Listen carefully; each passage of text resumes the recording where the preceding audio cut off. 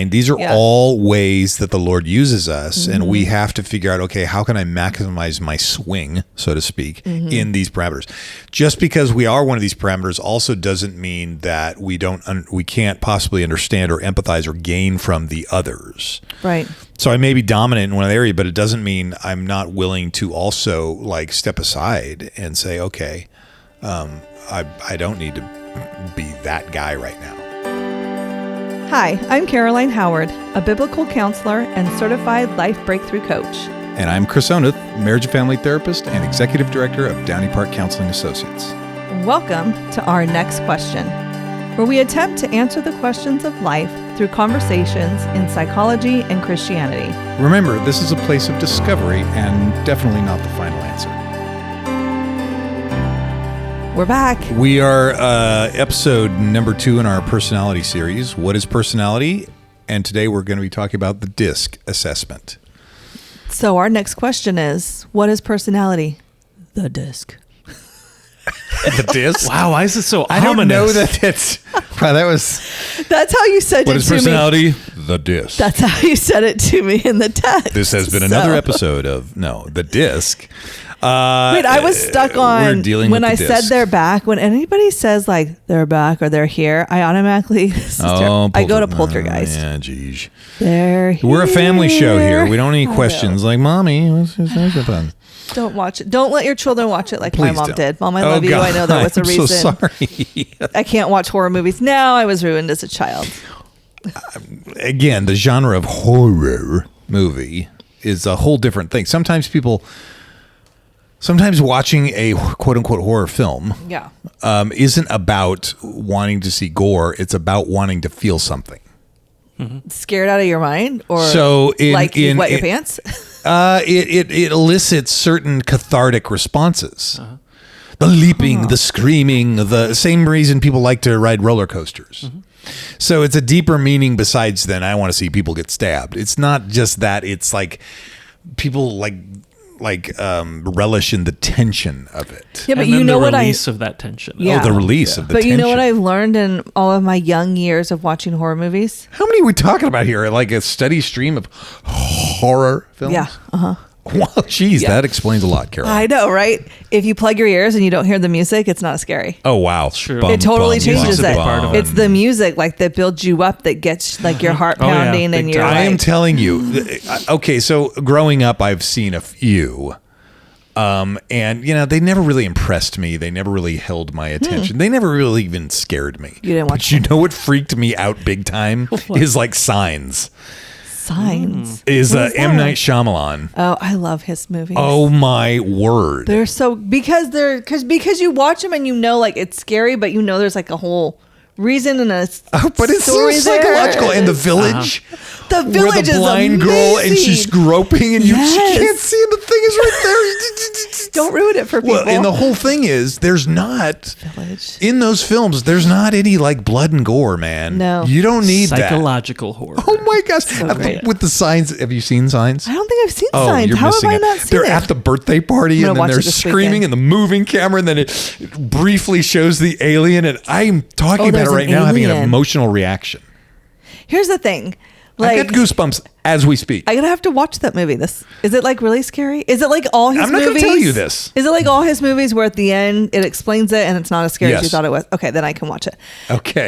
I feel like if now as an adult I watch Poltergeist, I probably would laugh hysterically. You're like, come on. right? What Yeah. seems so scary back then is not. Well, if you were a kid, man, again, who would have their kid I watch still can't something hang like that? my leg over the bed and let my foot jeez. dangle because I'm afraid a clown's gonna grab it. From Oh my gosh, this is. I'm so sorry if your kids are listening You've been.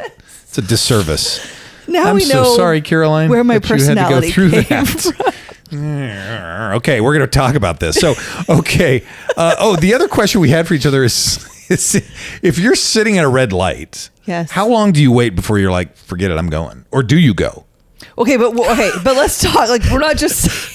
Did you make that sound Like arbitrarily. It's like, it's been 3 seconds. I gotta get out of here. We're I've got talking stuff to do, man. It's like it's cycled through all the other lights, or there's no cars around, and So you're at a red light. This came up because go or here in not? Turlock there was a stoplight that the only street that it could have been stopping traffic for was completely blocked off because they repaved it. I think it's Pecos Avenue or whatever. Pedros. I was totally wrong. Pedros Avenue. Anyway.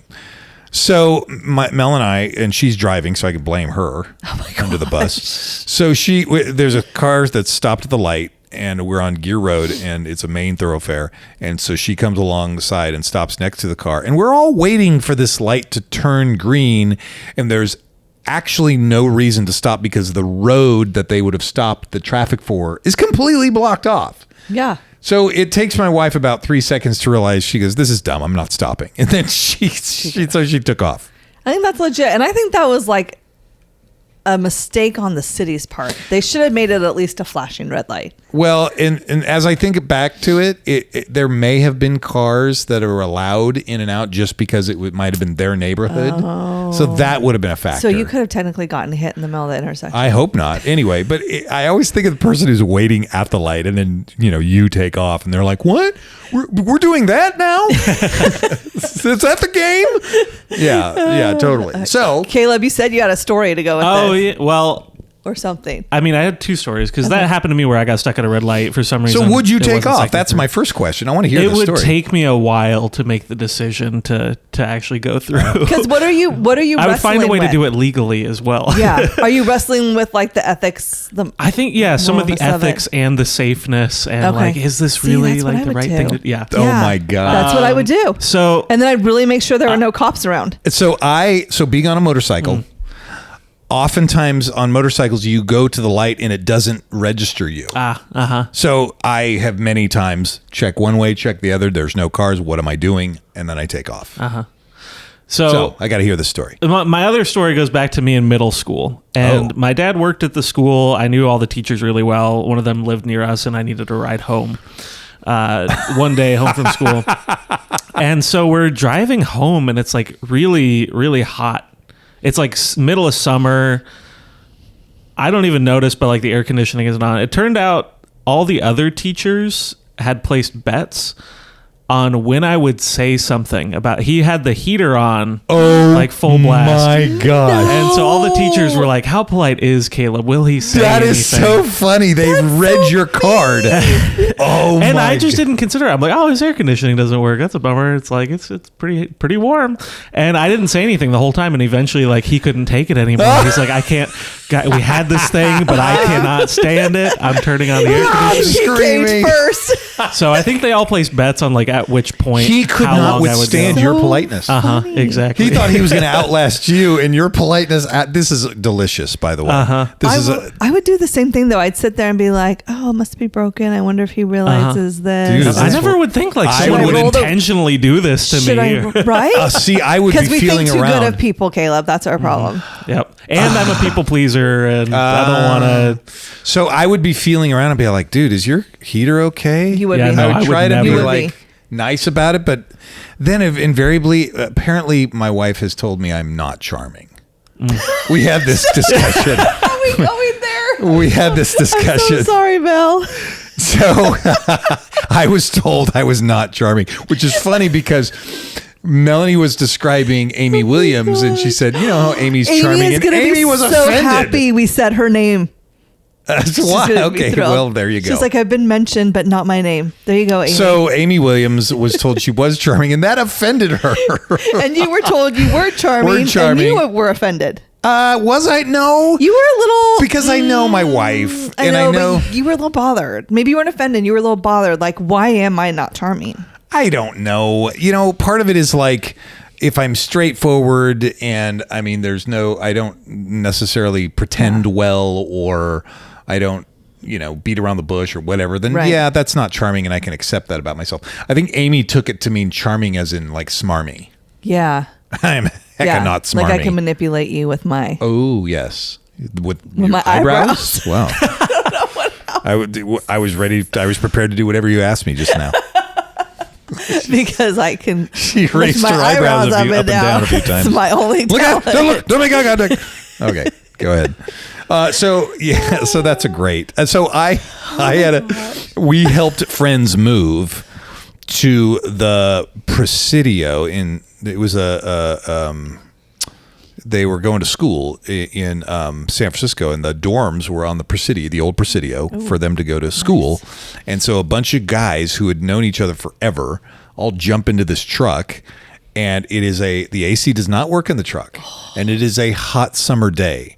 And so one of my buddies, it happened to be a Chevy, and one of my buddies thought it would be a laugh riot to turn the seat heater on. And so we're driving along, and this, that, the other thing, and one of the other guys goes, dude, is this seat heater on? Because nobody was saying, dude, is this seat? And he wasn't feeling it, but he saw the thing. He's like, dude, I think the seat heater is on. And the guy who was sitting in the seat was like, oh my gosh. He goes, I was about to say my blank is on fire. It's like, yes, was wrong with it's the valley heat and the seat heater with no AC. So good comment. And I would never say anything. So no, because you're polite. I would now. Middle school me never. Maturation. Now I would, yeah. Well, and I think it's an interesting point you made is being the people pleaser. Like you recognize that like anything dialed to an extent is not healthy. Like any unhealthy behavior is an extreme of healthy behavior, right? So it's healthy to be polite. It's healthy to be like not forceful and stuff like that. But then it crosses over to unhealth when it's like when you're about to have a heart attack, but he doesn't, you don't want to put anyone out. So let's get to the disc. If we all ever drive in a car together, there's going to be some shenanigans. Yes. Okay. So DISC, DISC, stands for Dominance, Influence, Steadiness, and Compliance. And this is a popular test given by a lot of employers. Yes. And so dominance describes the way you deal with problems, assert yourself, and control situations. Influence describes the way you deal with people and the way you communicate and relate to others. Steadiness describes your temperament, patience, persistence, and thoughtfulness. And finally, compliance describes how you approach and organize your activity, procedures, and responsibilities. Okay. So there you have it. It's on an axis, XY axis. So let me ask you that, because I didn't know you could pay for something and get a whole report. I just read what came up. So on the DISC, like on other tests, right? Like on the Myers-Briggs, you're like, ooh, I am an INFJ. Whatever. PQL. Yeah, PQL. I love those. How does the DISC have something like that? Did I miss that? Yeah, I get a whole thing. I paid for a thing. By the way, you tend to get what you pay for. So if you want more extensive stuff, you're going to have to pay for it. I'd rather you just pay for it than you tell me. Well, no, you'd have to pay for your own thing because although I care, I don't totally care what yours is. Not as much as you might care of what yours is. Just like you don't care as much about mine as you do yours. I just think I already know what yours is. Whatever. Okay, so you don't have a whole report? I don't have a whole report. I just have the little pie chart. That's it. Yep, that's all you have. Too. Yep. Okay. Wait, what did you get with the report? So just so you all know, we are linking to these tests in the show notes. Yes. So you can click on it and you can take the test for yourself. With this one, if you don't pay for it, you get a pie chart of percentages of each of the DISC letter thingies. If you pay for it, how much did you pay? Me? I paid like that. Okay. One of these I didn't pay because I just took a survey. I looked for the survey. In lieu of paying, it's a British site called 123 Test. And you can take any test on there. You can take the I took the DISC. I took the 5-factor personality inventory. I took a few of them. So the first time I skirted by of having to pay because I answered a survey, and the second time I think I paid like $15. Okay. But again, that's like 3 coffees. Is this worth 3 coffees? Yes. Okay. Well, can you just show me what your screen looks? He's hiding it. What do I don't normally show you this. I don't normally hide my screen from you. But look. No, I guess I'm just wondering, how do you tell people what you got on the DISC? Well, I know how to tell people what I am, what Enneagram number I am. I know how to tell people what Myers-Briggs I am? How do I tell people what DiSC I am? Well, I don't know other than to say you pay for the thing and then you got all this stuff. Look at that. So what can you tell us about yourself? Well, thank you for asking, Caleb. Yeah. Well, so could you tell us anything about yourself? Caleb cares. All I can tell you is the percentages I got for each. Okay, well, maybe we can put our heads together and figure out. Are you mad that we didn't pay for it? Mad? No. Do you feel like it you must need say to- something about our personalities that we didn't pay for the full report. Okay. I know. I think Caleb and I are going to be close to very similar. And Okay. You're going to be. So my person. typical behavior, let's see, and they do have generalized. So you got highest in influence, which Nope. I got highest in steadiness. Oh, steadiness. Oh, I was highest in influence, followed by steadiness. And I was followed by influence. So I was 37 on steadiness, 32 on influence. Wow. I was 46 and 30. 46 influence, Okay. 30 steadiness. I got 108,000 on dominance. I got a 3 on dominance. Oh, I got a 10. Oh, you're more dominant. That's my than me. lowest, though. Okay, But, that was Oh. my lowest too. So I'm trying to see the percentages I got. Oh, see, we have percentage. What did you get on compliance, Caleb? 14. I got a 28. Career options. It's like, don't be a counselor. That's weird. No, I'm just kidding. Okay, I will read this little blurb that I got. Please. That says that my unique sequence of scores characterize you in a specific way. The positive impact you are likely to make on people is you enjoy interacting with and helping people. You are open to new ideas and procedures. Although you are calm and controlled, you still project enthusiasm and optimism. Oh, cool. Your natural supportive listening and empathetic behavior makes you a good coach. Hey. Someone people turn to when they need help or advice. Hey, you don't say. I might be in the right profession. You knew what you were doing when I answered those questions. So to me, this test seems to specifically relate to how we relate with people. Yes. Yes. Primarily how we work with others, how we relate to others. Is that accurate? Yes. Okay. Absolutely. Okay. It seems almost less like behavioral in some ways. Maybe it still is, but it seems very like relationship and interaction based. So you said you're high in influence? Yes. Okay, so influence, if you're comparatively high, this says you are strongly interested in meeting and being with people. So I would say that's you, Caleb. Are generally optimistic, outgoing, and socially skilled. Mm-hmm. You don't demand that AC be turned on or whatever. Are quick in establishing relationships. Mm-hmm. Sometimes they're concerned for people, and people's feelings may make them reluctant to disturb a favorable situation or relationship. I don't know about that one. Well, you just said you're a people pleaser. Oh, yeah. I thought it was saying that it would make other people. Never mind. If it's me, then yes. No, yeah. Sometimes your concern for Yes, people and people's feelings may make them may make you reluctant to disturb a favorable situation. Yes. Okay. Yeah. That's That accurate. I totally. Okay. Yeah. Is that something you feel like you've worked on over the years? Well, Oh, yeah, for sure. Since middle school. Yeah, oh yeah.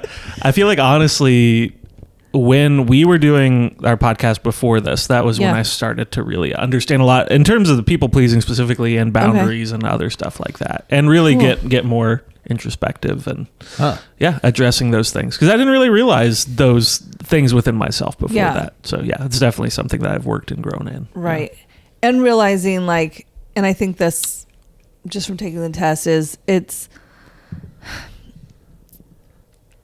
more about me than that other person, right? Yes. Like it's Yes. more about what I'm thinking and like this is the healthy part. This is more about, Caroline, what you're thinking, not putting what you're thinking into that's what they're thinking too. That's a huge social component. Right. What And do I so- think you think of me or want from me? Right. Yeah. And so that was even hard to answer in some of the questions where it says like people look at you or think that you're, outgoing and enthusiastic. Oh. And I'd be like, well, I don't know what people think of me, but Ah. I think they think this of me, but in my head I'm like, but they could think something completely opposite. I could be wrong. Oh. Maybe they think I'm annoying. Let me see your thing again. My pie chart. Pie chart. You got a good amount of the yellow there. Yeah. The influence. But my steadiness is just 5% higher been my influence. Okay, so steadiness. On this, it says you are usually patient, calm, and controlled. Why do you look at me That's like weird. Have a high willingness to help others, particularly those they consider as friends. That is super Caroline. Oh, thank you. That is totally Caroline. Generally, they have the ability to deal with the task in hand and do routine work with patience and care. Okay. Is that you? So can I give you an example of, you say all of those, and I have an example of something that happened on Tuesday. Okay. That would put this, and I'm probably going to cry when I tell this story because I cried every please time do. I tell it. So we all know I have a special needs daughter. Mm-hmm. She goes to a program. She calls it the playground. So I will refer to it as the playground. And this week she started taking the bus to playground, which is huge for her because she doesn't like that. Especially if I'm the one at home, because she has separation anxiety and I'm her thing. I don't know why. So Wednesday she decides, I'm not getting on the bus today, Mom. Yeah. So it was this whole ordeal. And so now this means I have to drive her the 25 minutes to playground. And more than likely, it's not going to go well when I try to leave. And so we get there. I check her into the office. They call her. She's in room 4. They call the person in room 4. Hey, Jillian's here. You like come and get her. And I'm like, I'm like kind of telling them, I don't think this is going to go well. So I walk her outside to wait for the person, and she's already getting agitated. She's spitting. Oh, no. And you can tell it's ramping up. And I'm just like, keep my tone low, stay calm. Like, don't let her feed off of you in a negative way. And then she tries to jet into the parking lot where all the buses are coming in. Oh. So I'm having to grab her back. And they, by law, cannot physically touch the clients there, right? And I'm her mom. I can touch her. Just for a picture, she's as big as you. I mean, she's 26. And she's taller than you? Or no, she's 5'3". But she's one thing small. about special needs people is they have superhuman strength. Yes, totally. Yes, because they don't know how to control it. Yeah. So so I get her back, and I'm like looking at the gal, and I'm like I don't like, this isn't gonna go well. And she tries to jet out into the street again, and I grab her again, and I'm coming from behind her, and I'm holding her with all my might, trying to just keep her on the sidewalk. And mind you, let me just say really quick, this is a new program for her because she's gotten kicked out of 2 for negative behaviors. And this place is specially trained to deal with negative behaviors. Oh, okay. And so I'm holding her back, kind of talking calm things into her ear, trying to get her calmed down, like all of my might, because it literally takes all of me to hold her down. And I glance up, and I see this wall of workers around me. And sorry, I'm crying. Oh, no way. And I make eye contact with one of them, and she looks at me and she says, "We're not going to let her into the street." Oh my word. And I didn't even really remember all that till later. And I was just like, hey, I got her calmed down, removed my arms. And they're all these people, like more people are coming up, and they're like, we got it. We're good. We got to calm down and stuff. Cause they have like a whole team that comes in when there's behaviors. Oh my gosh. Yeah. So we ended up, she's like, take your mom to the room. Like, let's go show your mom your classroom. And we're walking to the classroom, and I look at the gal, and I said, I just want you to know, I know how to run super stealthy. And she's like, you do what you got to do, Mom. Oh my word. And I was like, okay. So they open up the door to the classroom. She walks in. I duck behind the person opening the door. She turns around and says, go behind the back of the building. She won't see you. So you got like an instant team. Now I'm crouched walking behind the back of the building, going under windows because I don't want her to see me. Really slow, come out the front of the building because her classroom's on the side of the building. And one of the ladies is there, and they're like, dang, she's fast. She tried to run again, but don't worry, we got her. And I was like, wow. Okay. And she was like, Mom, you go have a great day. You deserve it.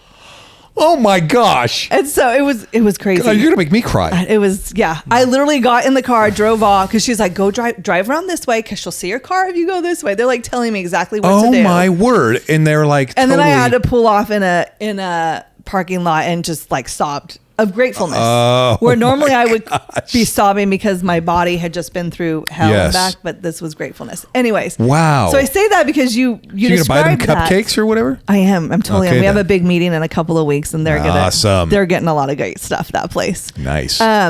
But what you just said described that moment for me. Is what I felt in that moment. I was calm. Yes. I was patient. Okay. I went into action. I did what needed to get done, just without even thinking about it. That's wow. Also, I'm only like that. I shouldn't say that. God created me to be that way by giving me a child with special needs. Oh my gosh, totally. Which again, that's part of the personality. She has shaped your personality. Because my personality would have been was totally different before her. Okay. Okay, so there you go. That was my so you are also high in compliance? Compliance was 28%. Oh, okay. What was the highest again? Steadiness. Okay. Then influence. Then influence. Compliance. Okay. Influence are strongly interested in meeting and being. Well, we read that from Caleb. So yes. Okay. But wait, what's compliance? Because I'm compliance. Let's see. Compliances are usually peaceful and adaptable. Tend to not be aggressive. Tend to be cautious rather than impulsive. Mm-hmm. Avoid risk taking. we all know that. We all know that. I'm getting so much better. I walked alongside a canal bank for the first time this week. Yes, with my wife. I know. With the dogs. And I had the conversation with her. I said, because I'm looking, I'm like, that's not as deep as I had imagined. And I finally looked at her and I said, I just want you to know this is the first time I've ever walked along a canal bank because I've always been afraid. So I talked to a couple today in where he like regularly goes down to, they live near the Tuolumne or whatever. He regularly goes down and jumps in the water and stuff like that. And she will not get near the water. And I'm like, why? And she goes, well, you can see the like little fish. And I'm like, you need to talk to Caroline. Or maybe not. Maybe not. Yeah. Yeah. She would not be, we wouldn't work well together. So also with compliance, they act in tactful, diplomatic ways and strive for a stable, ordered life. Yes. I'm really surprised that's not higher for me. Yeah, me too, because I definitely strive for a stable, ordered life. Okay, and then now let's go to dominance. Well, hold on. And then finally, are comfortable following procedures in both their personal and business life. Yeah, I like procedures. So prefer sticking to methods that have proved successful in the past. Yep. They have a high acceptance of rules and regulations. That's why I don't run the red lights. Yep. Same. So I happen to be very low in compliance. What? So it says here, I don't know how true this is, are independent and uninhibited.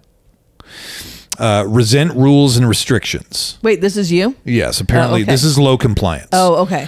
Prefer to be measured by results and are always willing to try the untried. Yeah. And then finally, it says free in thought, word, and deed. They long for freedom and go to great lengths to achieve it. They feel that repetitive detail and routine work is best delegated or avoided. Okay, so let me just say this really quick. Because Caleb and I are pretty much the male and female version of each other, and then you're so off. And because I'm going to make fun of you this whole time, as you are of me. Yeah, sure.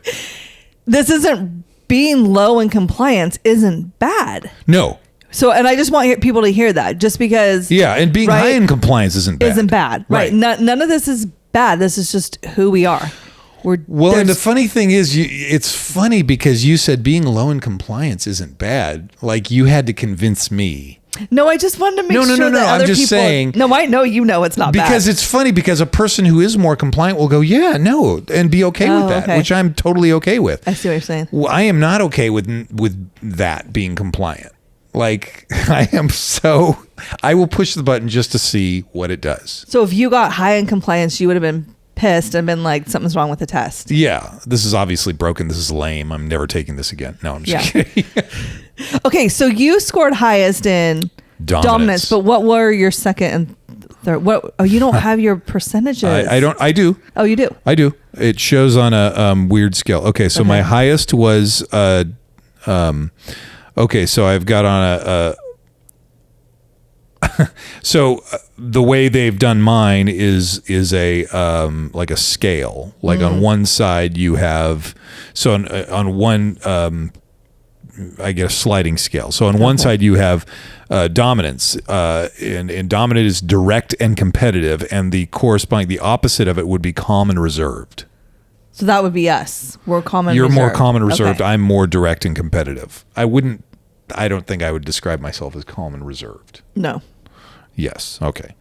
Then under influence, the yellow, there's one side which is factual and analytical, and the other is social and cheerful. I lean more towards social and cheerful. Okay. When it comes to steadiness, one side is impulsive and variable, and the other side is consistent and profound. I am super impulsive. Well, actually, not super, but I'm impulsive and I'm variable. Okay. Yeah. And then finally, when it comes to compliance, on one side and pegged way over is independent and uninhibited versus conventional and reliable. Okay. So apparently I'm unreliable. But does it that's not what it means though, it doesn't? No, Yeah. I consider myself pretty reliable. Right. Yeah. Yeah, I would If I too. say I'm going to do something, I do it. Right. So it doesn't just because and that's what I want to make sure when people read this, they're not like, oh, well, this side says reliable, but I got way over here. So I'm unreliable. you also have to dissect reliable. Yeah. Are you going to be able to predict my behavior each time? Right. Probably not. So it's not as reliable. Okay. Maybe you can predict that I'll be unreliable. That's what I would say. Like you can't predict. You can predict that I'll be unpredictable. You can. Right. Because I don't want to say unreliable because that wouldn't be you. That sounds harsh. Okay, so my responses indicate that I want to assert it says you want to assert yourself and like to take control. Weird. Enjoy competition and challenge. So I am not competitive in the sense that I'm competitive against other people. Yeah.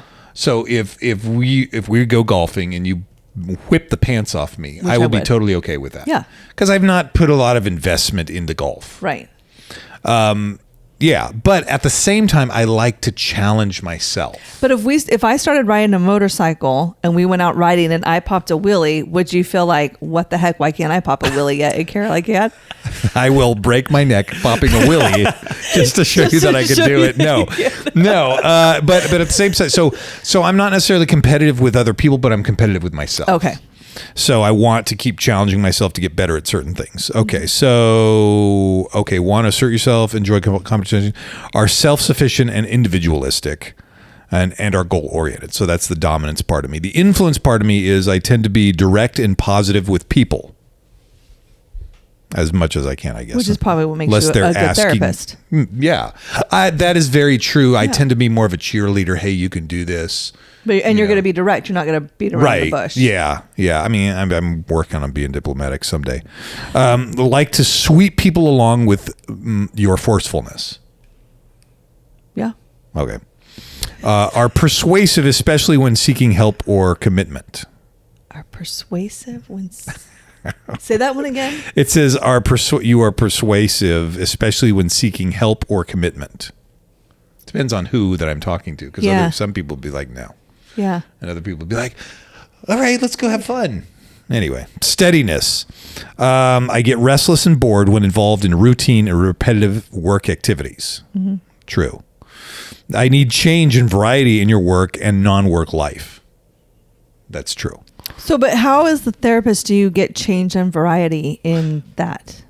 So it does a couple of things as a challenge for me.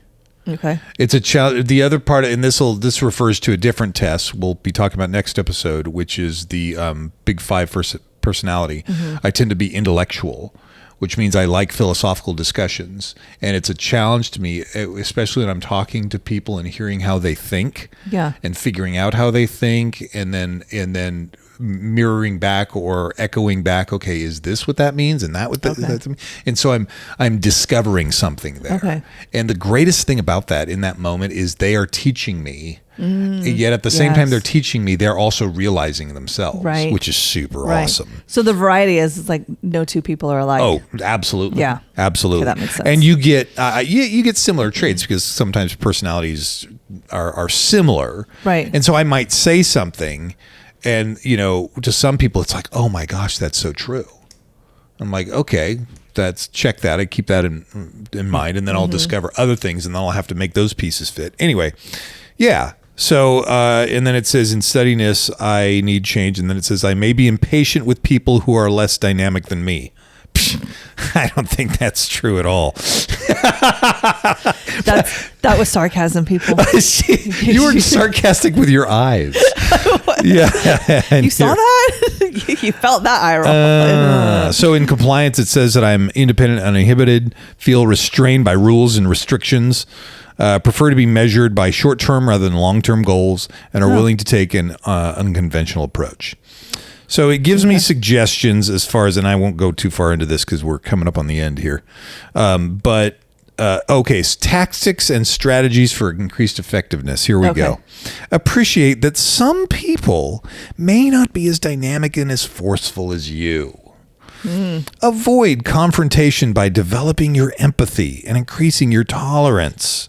Impose a little extra self-discipline when faced with details and routine work.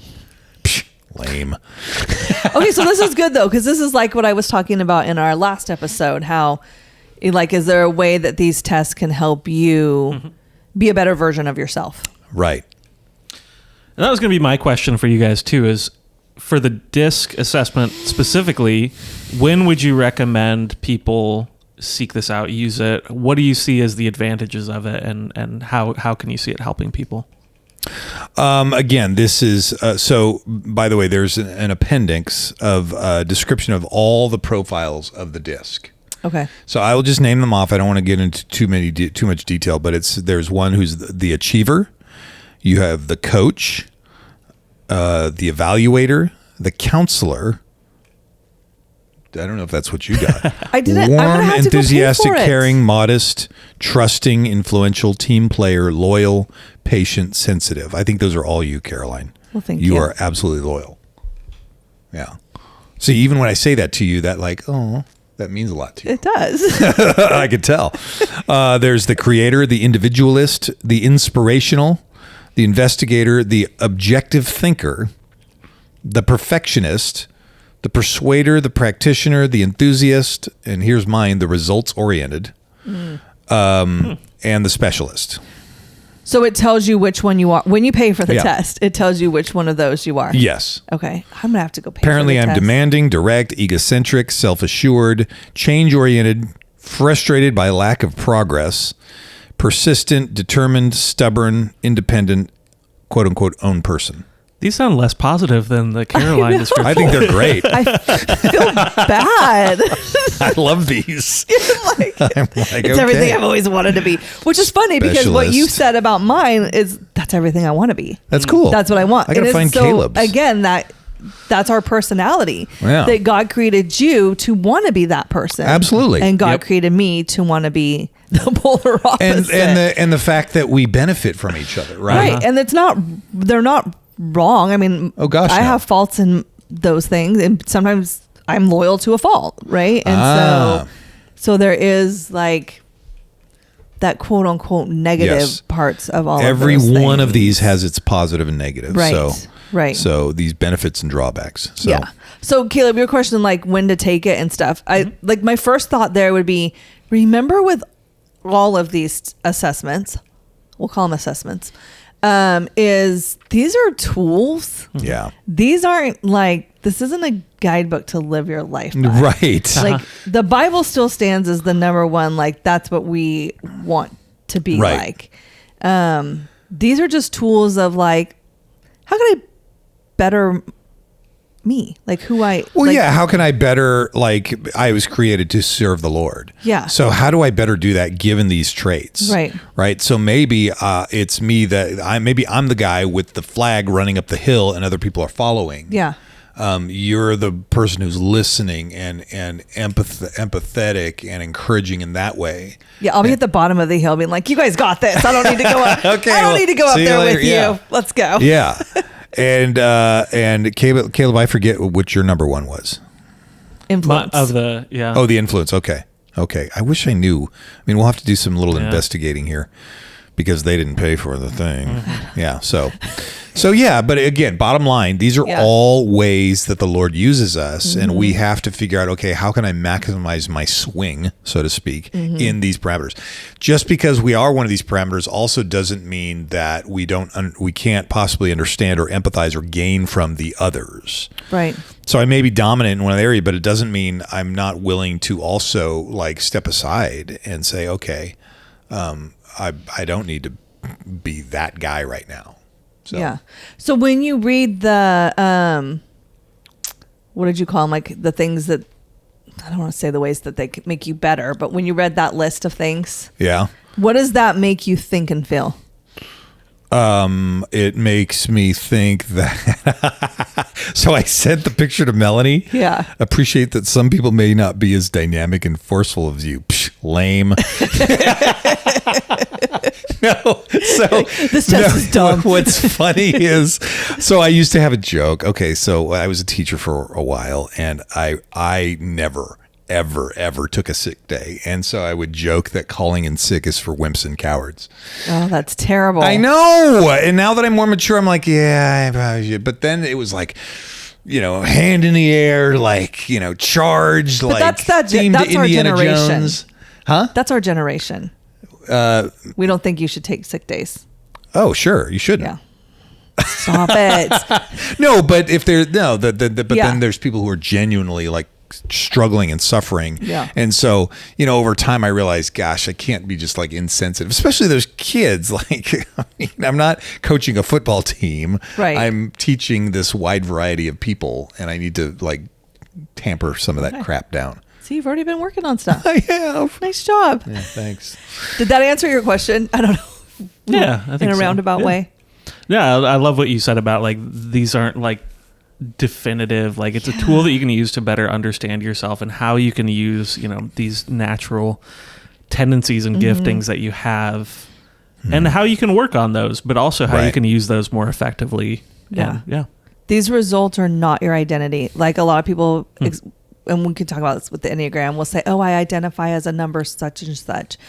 And I'm like, no, like my identity is still a child of God. Yes. And here's just some things about my personality and who I am. Yes, totally.